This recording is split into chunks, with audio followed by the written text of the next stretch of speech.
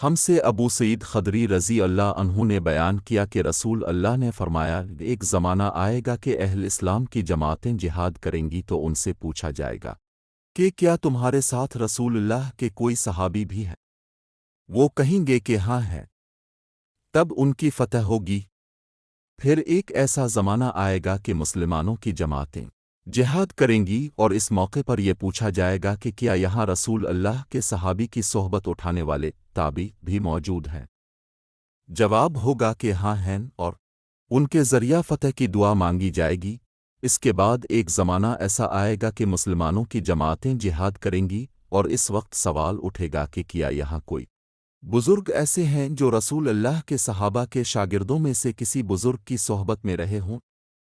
جواب ہوگا کہ ہاں ہیں، تو ان کے ذریعہ فتح کی دعا مانگی جائے گی، پھر ان کی فتح ہوگی۔